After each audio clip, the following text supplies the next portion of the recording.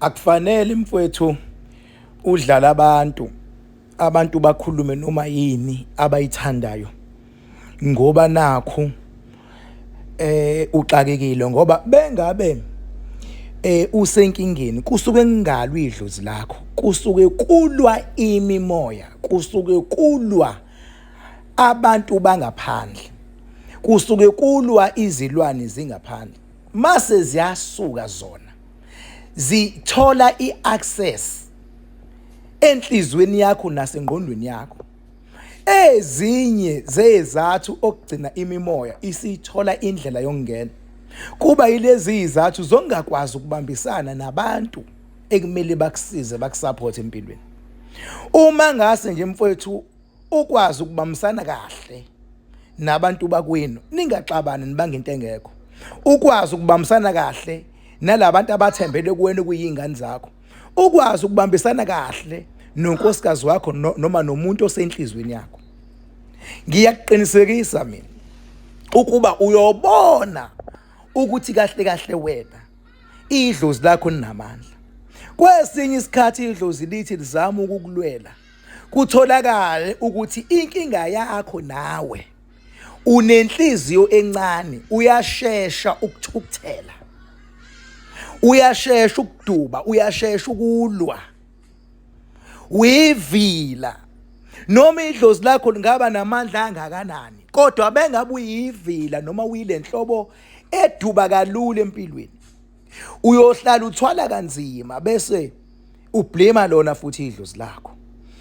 Mangabe mfowethu idlozi elistrong, kufuna wena ube nenhliziyo enhle, kufuna wena ube nomoya omuhle kwabanye abantu, kufuna wena ubazisa abanye abantu, ngoba idlozi lakho lisuke lizosebenzisa abanye abantu sometimes engingabona ngishabakini ukuthi kufezakale lesifiso unaso.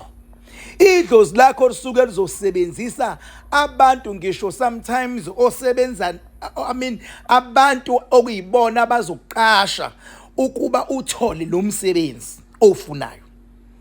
Bafethu ningiqolele, kumele ngiphuthume lapha edamini njengamanje.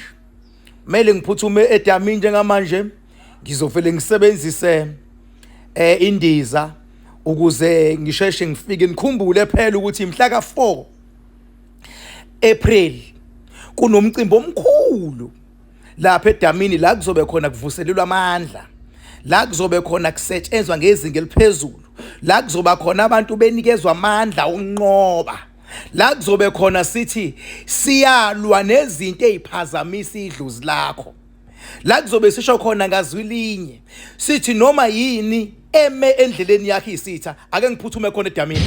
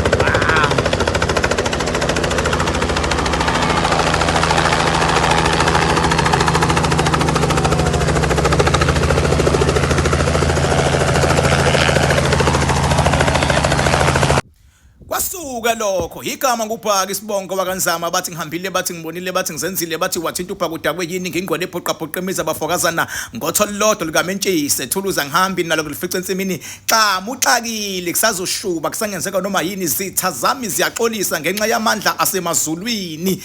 Ngathini mina bathini wona mthombo ogelezayo ungabonakala ukuthi amanzi aqhamukaphi, kubonakala lapho ephuma khona ngumafavuke njengedangabane ngunogwajobhajwa ikhulule ngumfoka makhandakhanda ngindlondlo enamakhanda amabili elesithathu elenkosazana ngithi dama elingasho ubusika nehlobo ngcwele ngaphuphi inyoni ziphupha mihla namalanga ngathini mina bathini bona kunjani makunje ngithanda ngize ngithande nabangangithandi ngoba nabangithandayo bake bangangithanda kodwa namhlanje ngenxa yamaqiniso nokuma sebeyangithanda okusho ukuthi nawe angangithandi uyozungithandi kukude la sisuka khona ngihlonipha umyalelo mase kuthiwa enza u1 no2 no3 ukuze kuphila abantu angishoni ke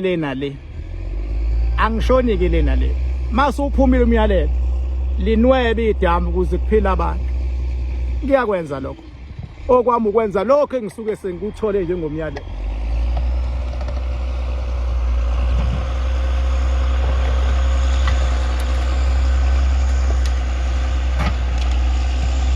okay